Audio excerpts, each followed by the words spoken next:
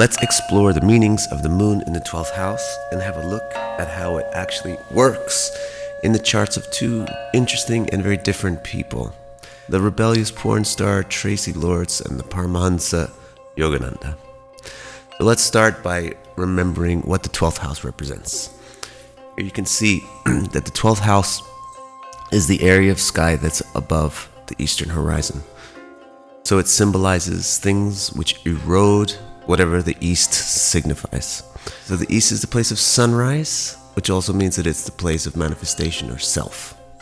And the 12th house gets all of its meanings from the fact that it is erosive of the sunrise and erosive of the self. This is why the 12th is the house of invisible things. When the sun rises, you can see things clearly. If we're erosive of visibility, then we have an idea of what the 12th house signifies. So it deals with things which can't be seen, things that are abstract, amorphous, untangible, unreal, fantastic, dreamy, spiritual, psychological, occult, and so forth. Another way to say this is it's the house of the unknown, like things that are outside of our vision. Things that are in different rooms, things that are in different countries, things that are far away, things that are alien, things that are foreign. And finally, because it's erosive of the sunrise, it means it's erosive of rising, so it's more towards falling. The 12th house has to do with the decline of things, and hence it has to do with a lowering of energy, decline of profits, the expenditure of things, expense. It's also the house of humility. And we can put this under the category of it being erosive of self. Humility has a lot to do with not showing off, and not showing off has a lot to do with not showing, or keeping yourself separate from others. So the 12th house has the flavor of isolation, separation, humility, quietude, and so forth. It is also the house of enemies, because if it's erosive of self, it represents the people that erode the self, the people that detract from us, people that criticize us, the people that take our stuff.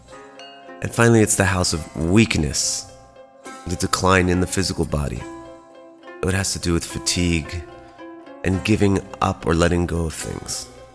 Now that we've remembered what the 12th house is all about, if we want to know what the moon in the 12th house represents, let's take a quick walk through what the moon represents. The moon is a dichotomous planet. It's very bright, but it's only bright at night. And because of that dichotomy, it represents dichotomy, bipolarity, fluctuation between extremes, the rhythm which comes with fluctuation, and the cyclicity which comes with fluctuation. Because it's bright, it represents things that catch our eye, things that are beautiful, things that are attractive. And because it's only bright at night, it represents nighty things. So it represents things which are not displayed, things which are kept in the dark, private things. So it's a shy planet, a domestic planet, and it has to do with secret things like occult things and so forth. Since it has to do with the stuff that we don't see, it has to do with the internal part of a person. The internals of a person is the mind. The moon represents the mind. The mind is a collection of emotions. Emotions are based on desires. Desires are based on opinion. So that's all included in the concept of moon representing the mind. It means it represents emotion, desires, and opinion, and that subjectivity and bias that comes with emotions, desires, and opinions. Also, since it's internal by its nature, it represents internal gender, which is feminine. And also, since it's bright, it represents power and authority. And combining the two, the internal femininity versus the outgoing power, we come to understand why the moon represents the mother figure. It's the feminine authority. Now that we are refreshed about what the moon symbolizes and what the 12th house symbolizes, we're ready to put the two of them together and think about what the moon means when it's in the 12th house. So as you probably noticed, the moon is about internal things, things which are nightish, things which are not seen. And so is the 12th house. So that's going to become a major chord that sounds out when you put the moon in the 12th house. The moon is occulty and secret, and so is the 12th house. It's about invisible things. But you may have noticed that the moon is very bright But the 12th house is invisible things. And finally, you may have noticed that the moon has really our ambition or motivator in it, because it has our opinions and our desires. But the 12th house is about giving up things, letting go of things, or having weakness or fatigue, not having strong motivation. So these are the three important resonances between the moon and the 12th house, which you'll have to bear in mind when you're trying to visualize the meaning of the moon in the 12th house. Let's explore these three in more detail. So the harmony between the moon being occult and the 12th being invisible means people with the moon in the 12th house, they have strong inclinations towards being spiritual. Maybe that means they're into outer space, or cosmic or far out things, or maybe it means they're into religious things, maybe it means they're into occult things. Or maybe it just means that they're very mysterious, that they're very difficult to understand, they're very deep. The other thing represented by this harmony is that people with the moon in the 12th house are probably very intelligent or perceptive, because they're attuned to things which are normally invisible. They're attuned to things which most people miss. And finally, since they're attuned to things which are usually invisible, then they probably deal with things that most people don't, which can also mean that they probably get into taboo things. They get into areas which are forbidden. Then, on the disharmony between the moon's brightness versus the 12th house's invisibility, we can say that people with the moon in the 12th house tend not to be famous. Or maybe we can say that they're infamous. In other words, famous for something which is normally not considered that great.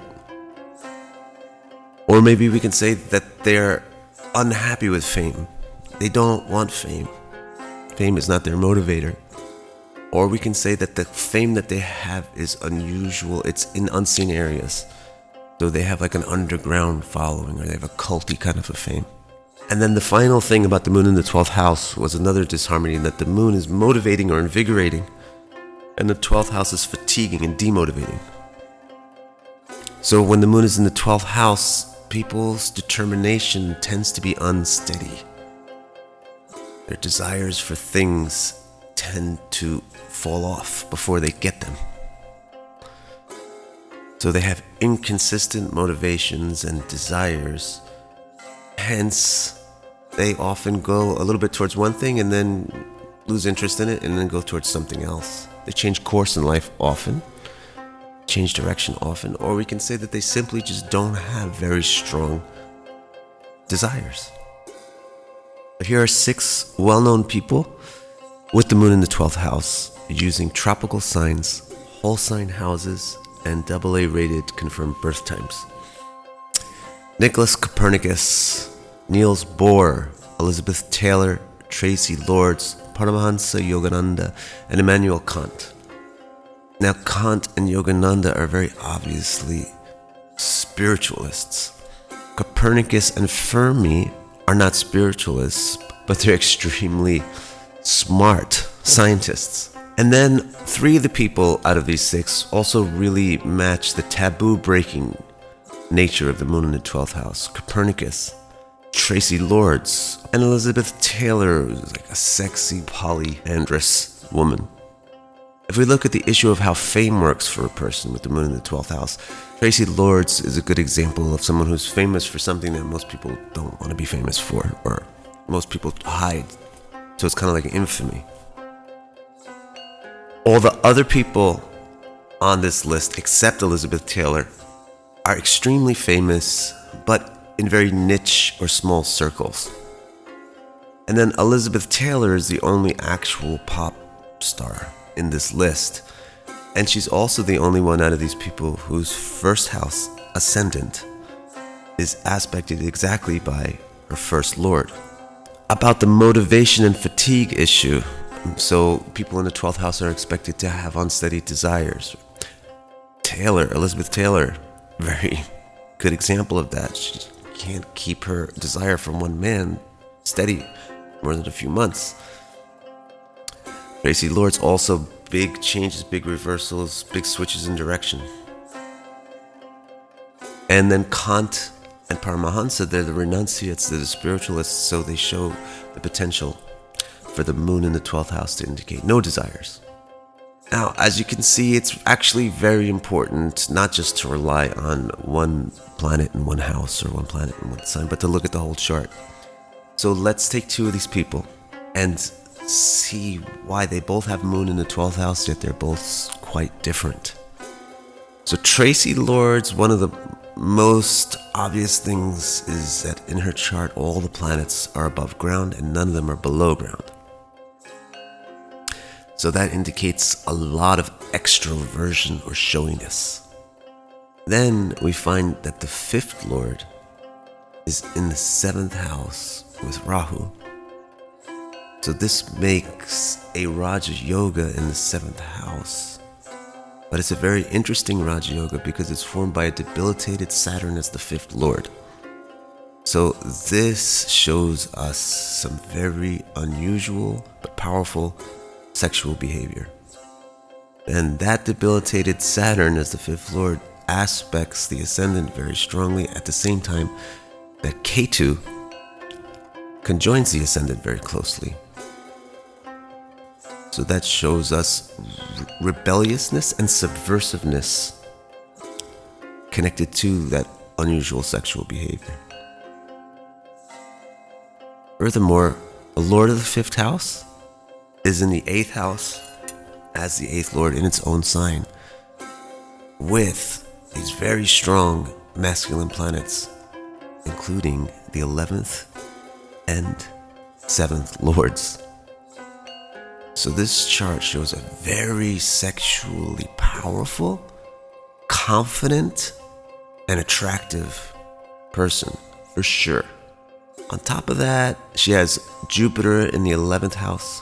Now this indicates that she's a performer because Jupiter is the 3rd Lord. The 3rd Lord in the 11th house indicates a performer. And then on top of that, she has Raja Yoga in the 7th house and she has all her planets above ground. It also shows that she's attractive. Jupiter in the 11th house means you will win people over. And it also means that she'll be successful in her plans and she'll achieve her desires.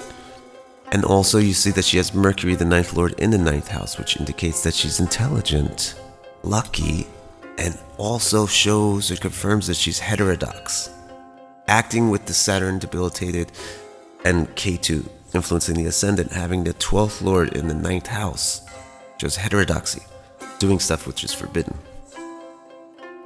Now, in that context, interpret the moon in the 12th house.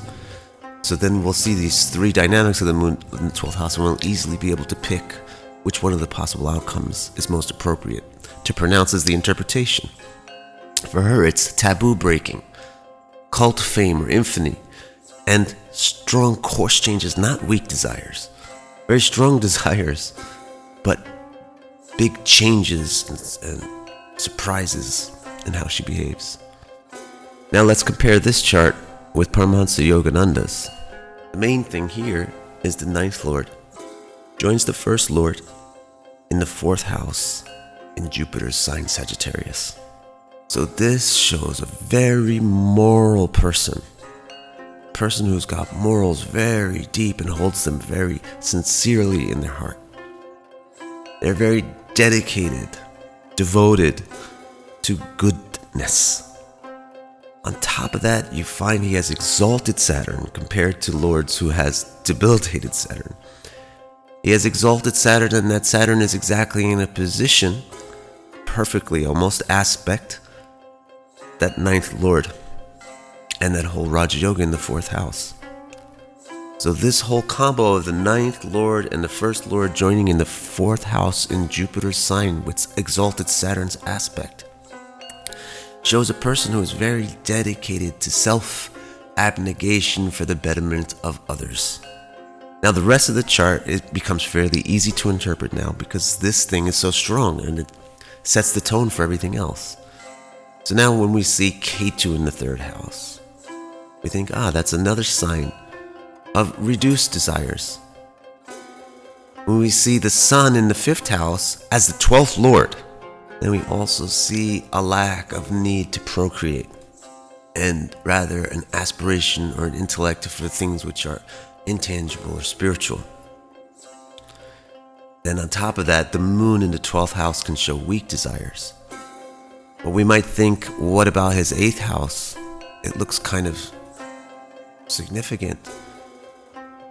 It's like Traci Lords, he has the 8th lord in the 8th house, and then he has Jupiter, the 7th lord in the 8th house. So certainly Paramahamsa and Yogananda is not unattractive. He's very attractive and charismatic. But in the context of that immense Raj Yoga in the 4th house with Saturn, exalted Saturn's aspect on it, it's not going to indicate a highly sexual person. Rather, it goes along with the 12th house theme of occult, especially because that Jupiter in the 8th house is an practically exact mutual aspect with the exalted Saturn in the 2nd house, which is the source of all his self-restraint and renunciation. In this context, when you see his moon in the 12th house, possibilities of just a generic moon in the 12th house become obvious. It's not just a generic moon in the 12th house anymore, which could be spiritual or could be taboo. It's definitely spiritual. The moon in the 12th house in this chart is definitely supporting the spirituality of the person. It's really showing a person who's humble. That's another possible permutation of the brightness of the moon contrasting the invisibility of the 12th house, is humility. And then this third thing about the motivating factor of the moon versus the demotivating factor of the 12th house. And in this chart, you would see he has low desires, no material desires. If you want to actually have my interpretations for all of your placements in your chart, you can go to my website and order that from the charts page. It's victorcara.com/R2. Thank you so much.